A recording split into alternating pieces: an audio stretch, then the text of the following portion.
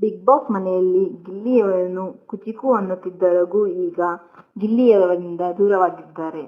ರಘು ಅವರಿಗೆ ಗಿಲ್ಲಿಯ ಮಾತುಗಳು ಇಷ್ಟವಾಗುತ್ತಿಲ್ಲ. ಆಗಾಗ ರಘುರವರು ಕಿಚನ್ ರೂಮ್ಗೆ ಮಾತ್ರ ಸೀಮಿತ ಅಂತ ಗಿಲ್ಲಿ ಹೇಳುವ ಮಾತು ರಘುರವರಿಗೆ ನೋವು ತರಿಸಿದೆ. ಈ ಬಗ್ಗೆ ರಘುರವರು ಸ್ಪಂದನಾ ಹಾಗೂ ಕಾವ್ಯ ಮುಂದೆ ಬೇಸರ ಹಾಕಿದ್ದಾರೆ. ಈ ವೇಳೆ ಗಿಲ್ಲಿ ಹಿಂದೆ ಗಿಲ್ಲಿ ಬಗ್ಗೆ ಆಪ್ತ ಗೆಳೆಯರು ಮಾತನಾಡಿದ್ದಾರೆ. ಕಾವ್ಯ ಕೂಡ ಗಿಲ್ಲಿಯ ವಿರುದ್ಧವೇ ಮಾತನಾಡಿದ್ದಾರೆ. ರಘು ಮೊದಲಿಗೆ ಮಾತನಾಡಿ, ನನ್ನ ಪರ್ಸನಾಲಿಟಿಯನ್ನು ಗಿಲ್ಲಿ ಚೇಂಜ್ ಮಾಡ್ತಾ ಇದ್ದಾರೆ.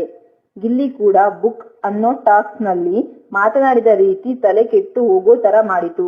ಡ್ರಾಬ್ಯಾಕ್ ಆಗಿಬಿಡೋಣ ಅನಿಸುತ್ತೆ ಎಂದರು. ಅದಕ್ಕೆ ಕಾವ್ಯ, ನೀವು ಒಂದು ಶೋನ ವಿನ್ನರ್. ನಾನು ಯಾಕೆ ಕುಕ್ ಮಾಡಲಿ ಅಂತ ಇದ್ದಿದ್ದರೆ ಆ ಶೋಗೆ ನೀವು ಹೋಗೋ ಹಾಗೆ ಇರಲಿಲ್ಲ. ಇದಕ್ಕೆ ಸೂರಜ್ ಕೂಡ ತಮ್ಮ ಧ್ವನಿ ಸೇರಿಸಿ, ನೀವು ಒಂದು ಕಡೆ ಶೆಫ್ ಅಂತ ಪ್ರೂವ್ ಆದಾಗ ಯಾವತ್ತೂ ಯಾರು ಏನೇ ಹೇಳಿದರೂ ತಲೆ ಕೆಡಿಸ್ಕೋಬಾರ್ದು ಎಂದಿದ್ದಾರೆ. ಸ್ಪಂದನಾ ಕೂಡ ರಘು ಅವರಿಗೆ ನೀವು ಗಿಲ್ಲಿ ಹತ್ತಿರ ಮಾತನಾಡಿ ಎಂದು ಹೇಳಿದ್ದಾರೆ. ಅದಕ್ಕೆ ರಘು, ಸುದೀಪ್ ಅವರ ಮುಂದೆ ಗಿಲ್ಲಿ ಬೇರೆ ತರ ಮಾತನಾಡುತ್ತಾನೆ ಎಂದು ಹೇಳಿದ್ದಾರೆ. ಅದಕ್ಕೆ ಕಾವ್ಯ ಕೂಡ ಗಿಲ್ಲಿಗೆ ಸೀರಿಯಸ್ ಆಗಿ ಹೇಳಿ, ಫನ್ ಆಗಿ ತಗೋಬೇಡ ಅಂತ. ರಘು ಗಿಲ್ಲಿಗೆ ಎಷ್ಟು ಹೇಳಿದರೋ ಅದನ್ನು ಅವನು ಮೀರಿಯೇ ಮಾತನಾಡುತ್ತಾನೆ. ಕಳಪೆ ಕೊಟ್ಟಾಗ ಹೇಳಿದೀನಿ, ಆಕ್ಟಿವಿಟಿ ರೂಮ್ ನಲ್ಲೂ ಹೇಳಿದೀನಿ, ಎಷ್ಟು ಅಂತ ಹೇಳಲಿ ಅವನಿಗೆ? ಅದೆಲ್ಲ ಅರ್ಥ ಆಗೋಲ್ಲ. ಈಗ ಅಡುಗೆ ಮನೆಗೆ ಹೋಗಬೇಕು ಅಂತಾನೆ ಅನಿಸಲ್ಲ ಎಂದಿದ್ದಾರೆ.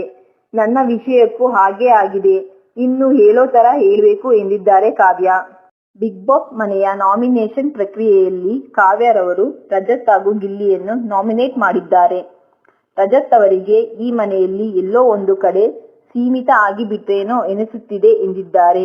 ಅದಕ್ಕೆ ರಜತ್ ಕೋಪಗೊಂಡು, ತಮಾಷೆನೇ ಮಾಡಬಾರ್ದಾ, ಈ ಮನೆಯಲ್ಲಿ ತಲೆ ಏನಾದ್ರೂ ಕೆಟ್ಟು ಹೋಗಿದ್ಯಾ ಎಂದು ಕೂಗಾಡಿದ್ದಾರೆ.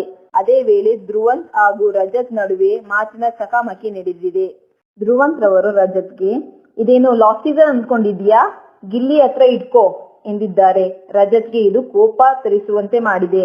ಅಷ್ಟೇ ಅಲ್ಲ, ಧ್ರುವಂತ್ ಮೇಲೆ ಹರಿಹಾಯ್ದಿದ್ದಾರೆ. ಮತ್ತೊಂದು ಕಡೆ ಧ್ರುವಂತ್ ಕೂಡ ಗಿಲ್ಲಿ ಬಳಿ ಬಂದು ಮನವಿ ಮಾಡಿಕೊಂಡಿದ್ದಾರೆ.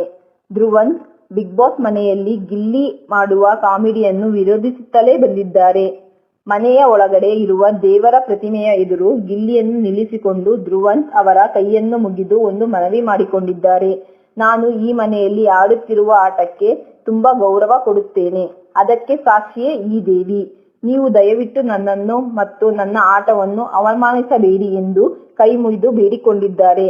ಇದಕ್ಕೆ ಗಿಲ್ಲಿ ಕೂಡ ಸರಿ ಎಂದು ಹೇಳಿದ್ದಾರೆ.